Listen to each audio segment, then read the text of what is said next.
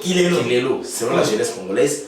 Et Bazolo la Kilelo, ça signifie l'apostasie est arrivée au sein de l'église. Donc on est déjà arrivé à la fin. Au moins, Makambo, comme ça, Malo, la carte, l'église, et ça, Makambo, ça pour l'Akissa. Vraiment que le maître est là déjà. Or, il y a un mystique, comme il s'est au miracle, pour pas nous avoir la carte avec les mains, il y a un miracle, or qu'il y a un mystique. Il y a une prophétie dans le passé. L'homme de Dieu, tu peux imaginer une personne qui a prophétie sur le passé. Oh, j'avais vu quand tu avais 9 ans. Est-ce que prophétie cause dans le passé? Jamais. Or, les mots prophétie, ça signifie prédire. Le mot Marambo est Goya. Le mot Marambo est Zoyati. Le mot Marambo est passé à Batou. Et ça va me dire autant qu'on a au cours de la Zara, la bien on va voyant. Ça fait païen athée. Ça fait païen religieux. De nous, ça va païen athée. Donc, il y a un délire, il y a un européen. Moi, je suis l'homme de Dieu avec un poteau à vie. Ceux qui n'ont pas de stress, n'ont pas de stress. À de théâtre. Or, en réalité, vrai qu'il est là, c'est la parole de l'Éternel. Parce que nous devons se conformer à la parole, parce que ça, c'est la prophétie par excellence. Makambo, pour le moment, ne vous conformez pas au siècle présent. Alors, on n'est pas au moment de mais ayez beaucoup d'habitude que c'est que vous avez un rôle. Tant c'est conformité. Amen.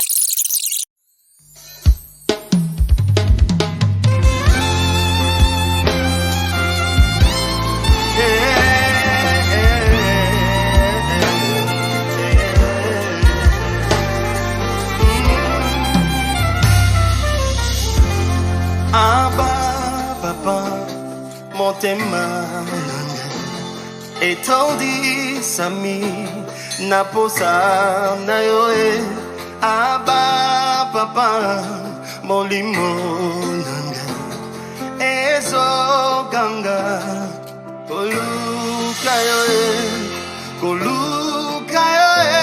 nana.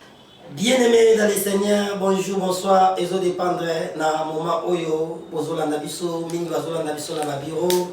Mingi na katia mituka, mingi na cuisine bozolamba. Zambi apambola bino, c'est toujours votre humble serviteur prophète Gelor Kasai.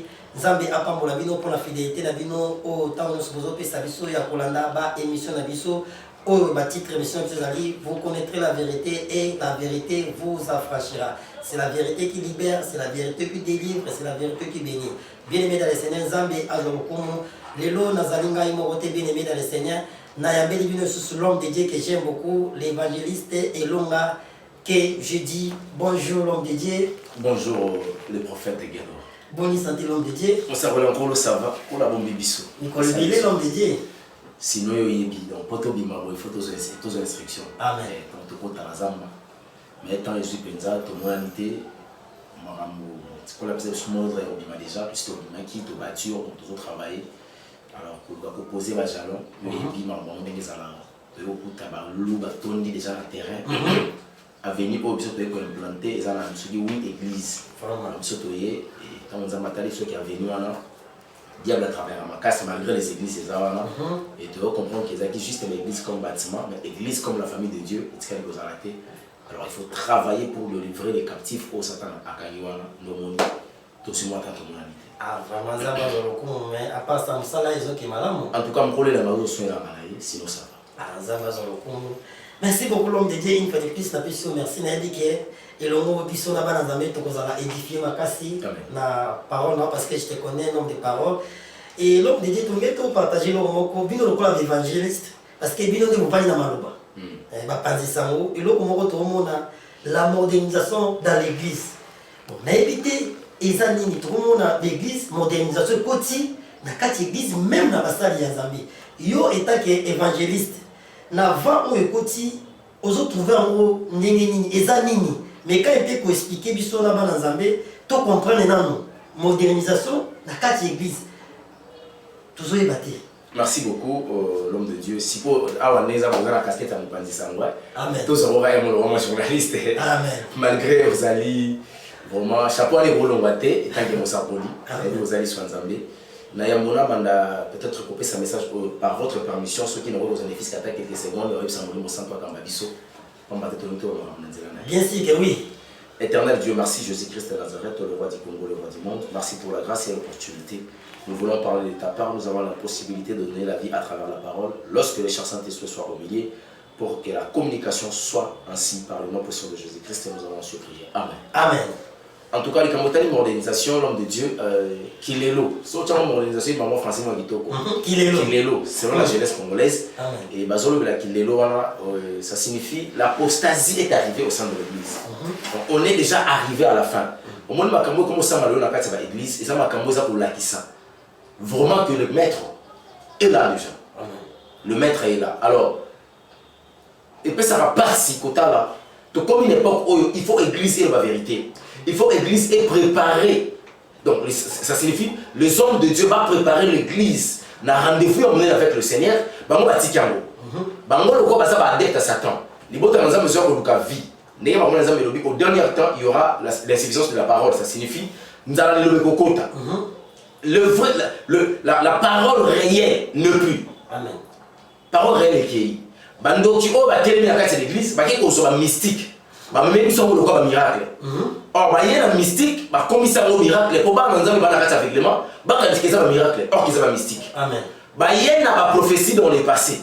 L'homme de Dieu, tu peux imaginer une personne qui a prophétie sur le passé. Oh, j'avais vu quand tu avais 9 ans. Est-ce que prophétie cause à la passé? Jamais. Or, les mots prophétie, ça signifie prédire. Le mot marambo est goya. Le marambo est zoyati. Le marambo est passé à bateau.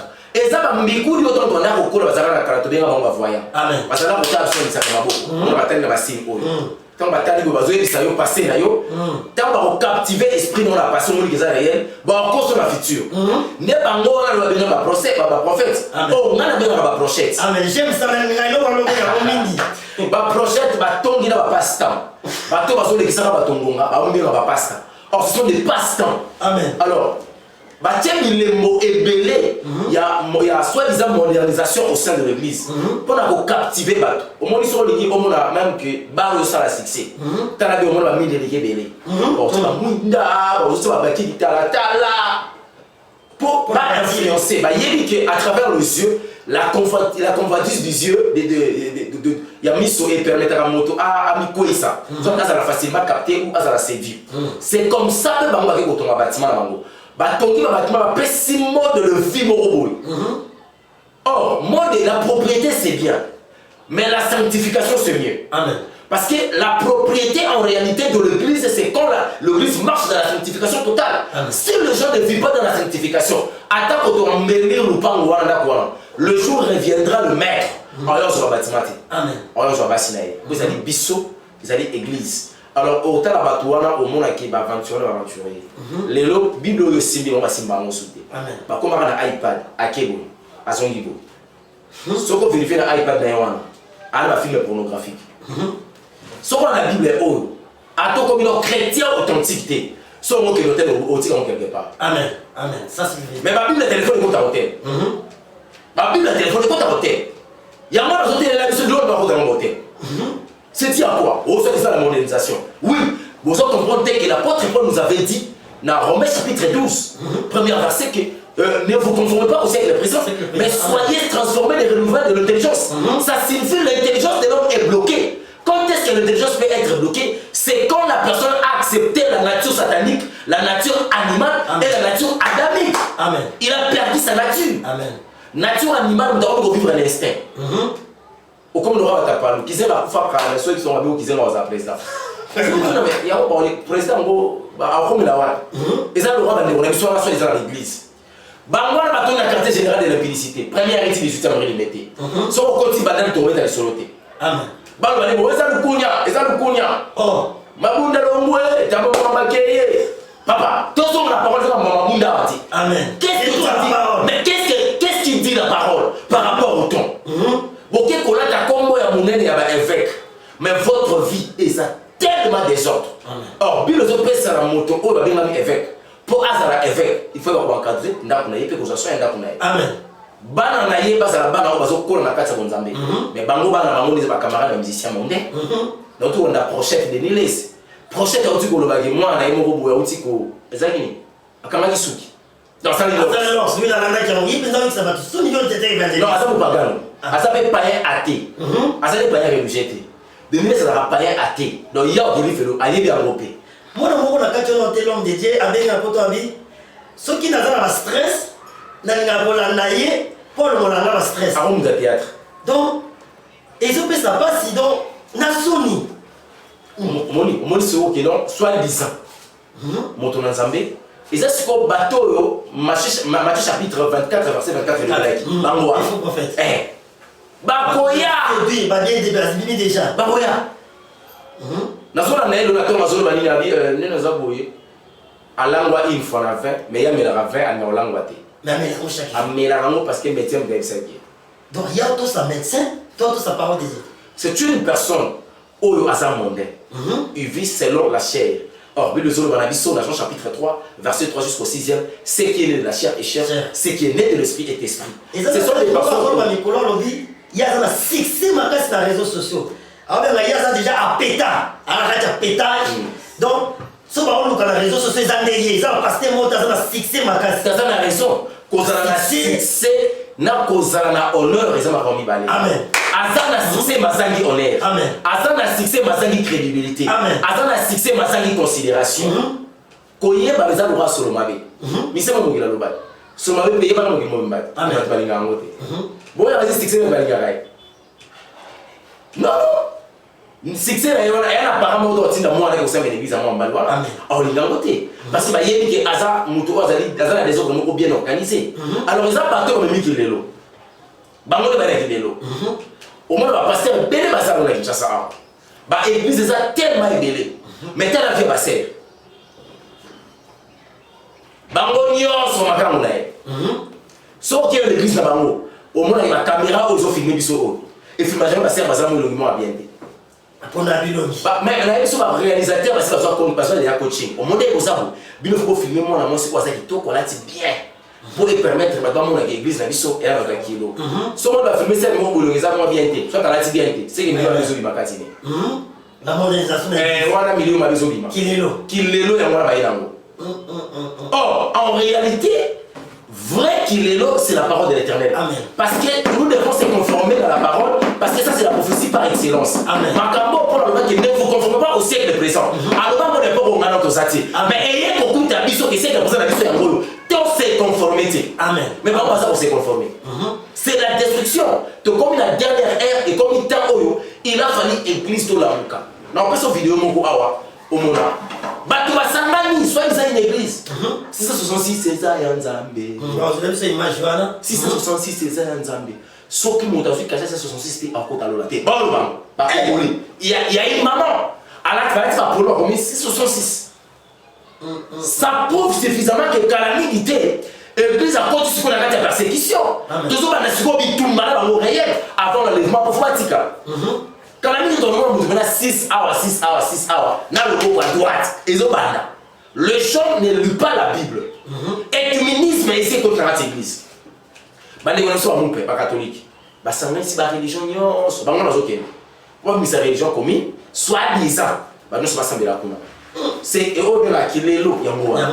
Bah il comme soit disant qu'on moderniser l'église. Même maté à la langue. Et comme calculer tout ça maté à mon beau et qu'on permettre traiter bah tout bâtiment. Yaya. Va se payer ça dans la matière. Mais dans le chapitre 10 c'est sur le Banabiso. Et dans le chapitre 1er verset 10 c'est sur le Banabiso. Ceux qui n'ont pas le sepelé sabato, je ne serai plus le disciple de Christ. Amen. Nous avons pour nous à Jésus-Christ. Amen. Ceux qui m'ont donné, moi je m'emballe. Mais au moins la vérité reste la vérité. Ce problème bateau est que la vérité va être bâtie en bandit. Hier qu'on soit mokili, meilleur au son de l'église, et le bas dans ma frère Patrice, que je cherchais le monde, je l'ai trouvé dans l'église. C'est ça là où nous sommes aujourd'hui. Alors il y a beaucoup de risques l'homme de Dieu. Ozomona ke mboka na biso peuple de Dieu mokila nzambe ezokende vers l'angoisse. Presque toutes les choses où bassine et attend de la fin, où on a annoncé le temps de la fin et c'est qu'on s'amène. Christ va dire que nous allons la fête, mais c'est encore le début de la douleur. C'est que douleur est au contre. Bato ba qui lelo lelo. Parce que l'homme de Dieu, aux vraiment clair, je sais que nabiso na bana nous sommes vraiment bénis par rapport à Kambo Zoloba. Parce que nakilelo on va toujours la modernisation, elle était sous ça les constats là. Mais on a génération c'est des états dans lequel on a répondu à ça non on a soi-disant on nous obéit on a bien né ba pochette. Donc on a confirmé ba pochette. Et comme ils sont quatre ceux qui attirent ligne Alpha Lukaou.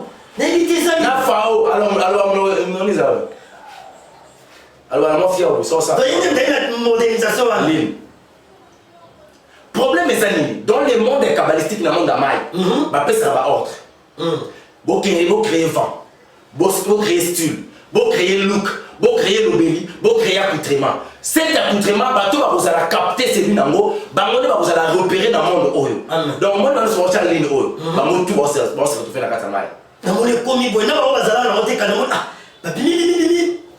ba musuba okina loyenge net moi mwa munene boya mibenga prophète bo alba ka otibio so atikela ke manto tamba yo la vie atibio so la ile mutakisi so atikela ke manto mutakisi siko na na lelo kwa joto on a parlé bon dini a otikela yo manto atikala kuta na yete pour azoka exemple ya Eli na Élisée Élisée azaki serviteur ya Eli Élisée a monté Eli azo matande Eli atikeli tibio so la serviteur à Satan c'est qu'il pas serviteur à Satan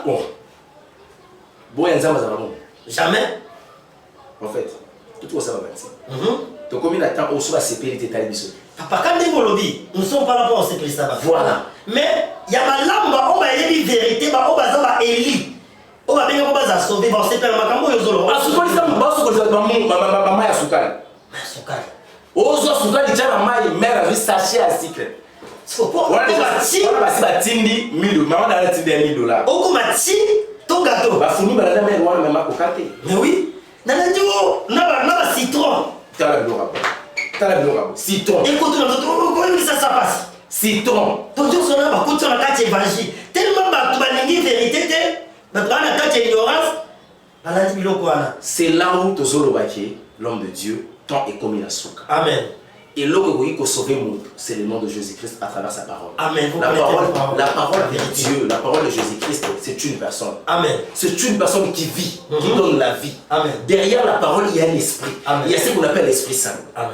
Derrière tout nom, il y a l'Esprit. Le nom de Jésus est accompagné par l'Esprit de Dieu. Amen. Qu'on appelle l'Esprit Saint. Il y a un monde de guérissaka, il y a un monde de bikisaka, il y a un monde de salaka. Jamais. Mungu alokuta. Papa, biloko wa les abato c'est le monde en maille. Amen. Moi, j'ai étudié les 5 mondes sataniques quand j'étais encore magicien. Je connais les mondes kabbalistiques, je connais les mondes pesiféra, je connais les mondes pandaminium, je connais les mondes chromanium et je connais les mondes cosmiques. Un jour, on en parlera si le Seigneur nous prête vie. On a tout édifié, alors, bateau va faire la maille, mungwa, poutoulou, ceux qui J, citron, tout, bateau va le monde en maille. Et ça, le monde en maille des hommes, ils sont habités par des démons. Et parce que la personne va démoniser ce qu'on va. Avant de démoniser, il ne faut pas envoûter. Créer l'envoûtement, ça signifie aveuglement spirituel. Nous sommes mon amateur, mon kangami. Développer, bloquer l'intelligence, on peut vivre dans l'instinct. On peut marrer le roi Niama. Après, on va démoniser.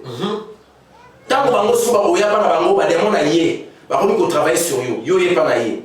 Après, si on va démoner ordre, il le monde va pas être ah, mon ancien va délivrer. Si ma mutation est la bio, ce sont les porte, ça va gérer. Vraiment. Et ça va gérer à toi. Ce sont les aventuriers au monde de l'eau, après c'est mon monde d'ordre. Bochaline. Yaya. Oui, papa, on a pas des mots. Soit mais papa, le sud ne n'est pas qui ça. Bana si la monnaie sont on par l'aise. Bafouille la monnaie. Yango wana. Un homme dédié. Il y a même Bible lobby, la native peut nous enseigner. Je n'ai jamais vu ça, ce qui vous ont ça, ministre Yamokili, qui n'a pas vraiment attaqué, trace à, on a été dans le monde entier. Même dans le bateau, on a dit, oh, biso, on va mettre ça au finga, basango. Est-ce que vous avez ça au moment où ligne out? Boni boni yo lelo, aux années de christianisme, nous tous on est ma lumière. Au tient babilo quoi, l'homme de Dieu. Problème est offrant la soie. Ils allaient comme appel. Amen. Ils allaient avoir appel au salut, na appel au ministère. Amen. Quand la benjo pour la lune, a benjo sur la lotomo. Amen. Ils allaient avoir benga maka la lotomo la saluté. Ça c'est profond. Bah Judas Iscariote. A benga maka la ministère apostolat. Parmi les 12. Mais benga maka appel la saluté. Il y a moi attaque. Il y a moi moni bateau no so mona lelo. Soit isa ba ça ba makamu. Quand on parle de la tabangoka, quand on a dit botaï, soit quand même ça des salaires, qu'on a le médaille. Amen. Bâtir les vides. Chute na bango, on se dit qu'à boire téléphone. Amen. Ce qu'on les deux ça va nous comprendre qu'il a commis aussi là. C'est comme si et par quoi on a au travail dans nos associés. Avec le cas simba simba. Tant que simba simba simba que multiplier le papa pamba. Satan est ici là pour ça à moi. Bien sûr bon là bon qu'il nous sur la perdition parce qu'il y a dans même. Donc on travaille dans Satan. C'est ça. Donc on dépeuple tout le monde dans Zambie, a peuplé le monde dans Satan. Voilà. On misou et passant dans Zambie, ça tout dépeuple le monde dans Satan, tout peuple le monde dans Zambie. Amen. Alors les lots monde dans Zambie comme Koluka est comme à deux peuplés. Biso peut au Cameroun. Amen. Le vrai combat au tout ça nango. Nga maman Satan te. Na maman bato ya tindi. Amen. Bango bino. Donc ngana bino ko za lopesi mo maboui. Amen. Boko iba am te sikanga na ça. En moins que am yemo ça la choix. Parce que même Internet, Dieu respecte la volonté de l'homme. Amen. Quand l'homme préfère son choix, Internet est atika nasima. Matika principe na ye. Zo tout à l'heure comprendre ah nzamba nzambe. Tout ça qui en a na Marcelo. La ici masomo babola ça va se pantalon boyaki. Aloba na za pharisien. Ti a auto pesa mon autre. Wow. Basi bala sur pantalon te. Église passer ba kim. Azongi so ta pantalon mais kanzo to. Non mais moi dans ça alors c'est contredit. Moi on est donc c'est aux enfants là c'est que mon kilisco doit côté qu'il est là. Qu'il est veillé. Donc mais quand on est offrande des petits. Offrande ça c'est pas c'est ça n'est pas c'est ça ba. Et non ça or nous la récompense pour l'autre nous sommes brebis. Amen. Bon offrande. Ba dim. Ba prière tout ça là. Non, to ko ta la nzela de loba. Et là on écoute solo là en mettant en application la parole de l'Éternel. Amen. Mais là on raté solo là. Ceux qui te tiennent de manzala ni salate. Bah il y a ce système il y a beaucoup prié. Mais ne consomme pas la parole. La parole est réservée aux serviteurs. Bah nganzambe bino on peut se ba miette, bino le faut samedi là. Au moins que ba pesa la requête va prier matin. Ya sambe la pour la kama fina yo. Sambe la c'est pas il parle. Ya ozola la pongi. Monta ko bunda bitumba na zate. Kala likambo fina ya moyo bitumbe sila. Ya yo makambo sila ka ya baninga deza ya mozo tilika ba. Après no po abeta mo kara rondo robo yeka. Le quoi ça bato ba na été. Hiver, printemps là automne, ça signifie bato za na 4 saisons. Donc tu as hiver de coutera yé na piscine. Bah été écoutez là, automne écoutez là, tout écoutez là. Et je dis que ça va contre la calamité. Nana posa ko kemingité. Mutana, mais mutana est courageux. Abila Jésus na zangi ne mutu. O boa kama. Pour na bika. Yesu c'était ngana yiko boa côté. Na yiko pesa ndeyo ordre. Oza sous la posa pour la maïté, pour les ibanabo moinga yo na ye. Oza sous la posa ange à guérison parce que ngande Jéhovah Rafa na ye. Amen. Je te dis prends ton livre, lève-toi et marche. On le va demander ça parce que comme il copie ça va pas mal pour pas piquer. Parce que inspiration na kumate. C'est comme moi hier ça fait ça il a. L'homme et ça na mutu moko et yeso sala bonganga na nzambe. Asusu ya tsheli tsela asali potopoto atienda miso. Apesa ka jante pas kotika la piscine à Bethesda. Jamais. Apesa ka pierre te. A initié que ni dans réservoir à Siloé. Tant on a initié que dans réservoir à Siloé. Soit que mutala dans la journée en habité. Amen. Et l'igno le baké, José Niaga il s'habille son enseignement. Moi éternel Dieu étant le créateur et crié, je fais ma part, l'homme aussi a une part de la responsabilité pour sa guérison. Amen. Cet homme s'est débrouillé, après ça, il va accompagner. Et sinon, ça va être comme on a silo, ils ont combien de kilomètres. C'est ça. Nous avons souvent c'est la monnaie comme on a silo. Or, bango il y a le caractère pour la salle de moto, ça n'a pas la responsabilité de la vie. Nous avons aussi la facilité. Au secours, mon na kiliba bosukola tout le monde a tomé à mungu so mungu ka kama tu choko ils sont pesa na ba kuli pona bolingo ça c'est un ok mon mari à moi wana ya wana prophétesse moi bon elle va être sur comme prophétesse ndeni ya moi si après ça ton mari à moi ma femme à moi oui pona ko bongisa bolingo na moi si na mobile na ndako moi si nazana maîtrise bonté mais bi kombo noté bon voilà yo oui bien. Si on te pose une question, qu'est-ce que signifie d'abord l'amour? Qu'est-ce que tu diras? L'amour par sa définition, ça signifie quoi? Il y a combien de sortes d'amour? Nous avons 39 sortes de mariages. Le mariage, on connaît les mariages chrétiens. Oh, ils sont là, c'est un mariage. Mariage, c'est comme lier ma foute. On a un mariage, ils appellent lier la moitié. Une femme, une bonne femme. Amen. La femme qui est une femme vertueuse, une femme de caractère qui sait se soumettre dans la parole de l'Éternel, qui sait vivre la vie de la sanctification, il fera la gloire de son mari. Amen. C'est pas une femme, oh, il y a un fou, tout comme ça, kanaka mobani. Bon, on va foutre ici là. Bon, vous qui dit, ce sont des païens, bateau baillé dans le monde kabbalistique pour séduire le monde. Bino bateau bozola na bango. Ni bale ko sima na mafuta te. Ni bale simba bina komba Yesu Kristo. Mobali, azali capo ya parasoleil, topé ya parapluie. Enfin que moula et pour le samototé. Mais ma benda parasoleil font marabout ça m'a parce que moi ça soutenait la mobile. Mais nous étions aussi par rapport à la parasoleil c'est la vérité. Or la vérité c'est Jésus-Christ. Jésus-Christ azali capo, azali et bendé ou et ça que parasoleil à la parasoleil. Pour les balles à la libala, il faut Yesu Christ à la kati. Amen. On m'a foutu atteint. Donc bala basi ba ça ba rambo oyo. Mais quand on a la vie là bango bien. Mais quand on a la vie là. Au moins on a la vie bien. Oui, l'homme de Dieu, namoni ba service aussi nous na caméra, petit que plus na 5 ou 3 minutes. Moi il a fait un conseil pour que ça va dans pe numéro de téléphone malgré le numéro est déjà affiché et ba dans Zambé bo dans l'homme de Dieu le numéro est déjà affiché bo benga pour nos détails par rapport au tozoloba conseil au groupe ça ba dans Zambé par rapport à la modernisation de tolobi o izoli kasiko état qui est évangéliste. Soti na église na bino pasteur on a iPad, bima. On a le premier conseil. L'église a pasteur à Katili, à Tchelin, bima. L'église a pasteur à Lox, bima. L'église a pasteur à la vérité, yo pouvez dire que la vérité, bima. L'église a au centre que pasteur certains écobistes, bima. L'église a babeta ka musique ya mondain, bima. L'église a pour Nicolas, c'est la verre. Au moins, avec mon tombaki azui.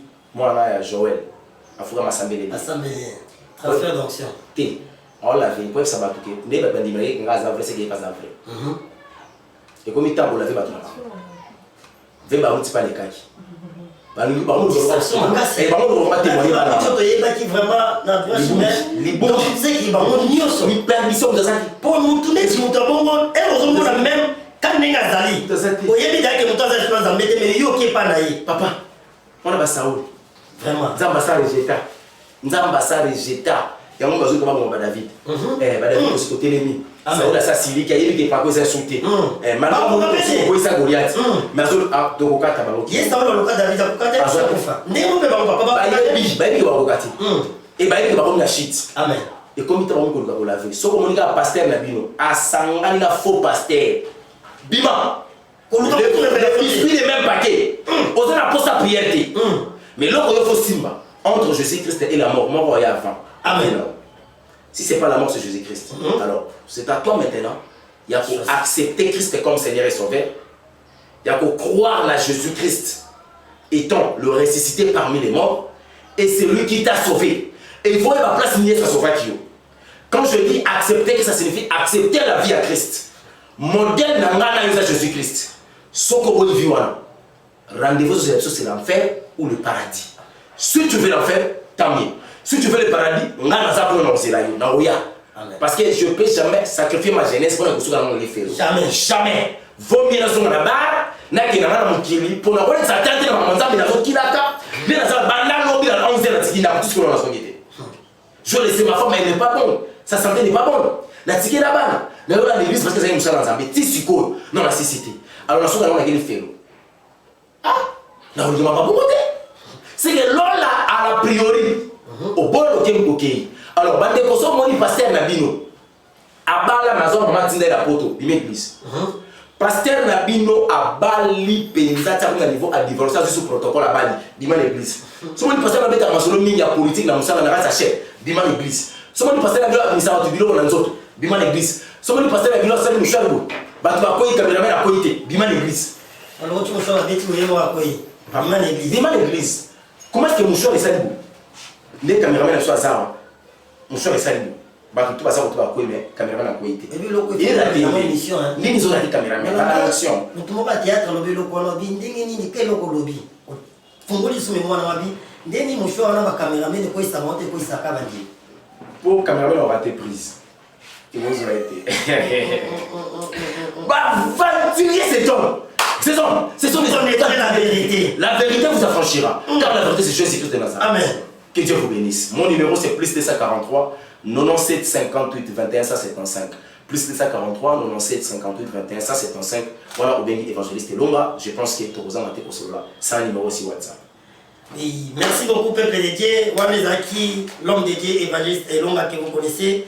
Vraiment, à l'objet, ma très profond, bien aimé dans les Seigneurs. Ceux qui ont lingi, oye, bango, sous la profondeur, numéro, nae, apesi, ils appellent affiché, benga l'homme de Dieu, à couper ça, va détail. Ceux qui zambé, à zonité, tu peux continuer le et puis, tozo, oye, bisaba, ndékoké, toza, pinta, pe, koleka, mingi, awa. Amen. Et mingi, mingi, pe, bon, nous, on a pina, awa, nazo, leka. Amen. Bon, bah, chaîne, bango, to, boya, na biso. Amen. Toza, na posa, kosala, te, moussa, na, chaîne, ba, pagano. Pour nous, comme invité. Et toi, na posa, on a 10 000 personnes, voilà. Ah, bah, ça a sauvé. Tobo na biso ba denilesi ba vie mbongo ekoti amatamo rote sauvé. Amen. Te bongo te. Biso tani ba leso ba sauvé au royaume sepeli récompense na biso ekozala na kata robe la biso ya pembe. Amen. Donc désormais bola na kanga awa. Amen. Pour mona nga na ba témoignage. Amen. Na ba enseignement pour zo yango na lolenge nyoso esengeli parce que na yebi cet homme. Amen. Merci beaucoup. Merci beaucoup l'homme de Dieu. Vraiment, Ndeka Bolandi, nous sommes ensemble avec l'homme de Dieu, bien aimé dans le Seigneur. Quand on a dit, tu as pour ça ma vie et belle. Tu as pour ça, il y a sali, il y a un fils que mon tour, quand on est balé, Oyo Oyo Kamaloba, Oyo Aozana sauvé, et Zamala, bien aimé dans le Seigneur. L'homme de Dieu a été clair. Tobi Malakati a un fanatisme. Cause la fanatique à pasteur, il y a prophète, il y a évangéliste. Un pasteur ne sauve pas. Prophète a sauvé. C'est Jésus qui sauve à travers sa parole. Amen. Va dans place aux paroles de Dieu. Zambi Apambola Bino, bien aimé dans le Seigneur. Abonnez-vous massivement à la chaîne Abino pour que à chaque fois l'émission Bandaoleka osala toujours na ligne et quand la tête au bandapé ba émission Nabiso à live en direct et nous allons à travers toujours na passer dans Zambie ou tous allons évangéliste longa Zambie à Rosana Kopambola ou Zambie Apambola Bino to pesi bino nyoso mbote au besoin soutenir mission na prière bien aimé dans le Seigneur mingi tous allons besoin de prière na bino ba conseil na bino pour nous sala auto sala nous sommes l'objet il y a ba menace d'une manière ou d'une autre.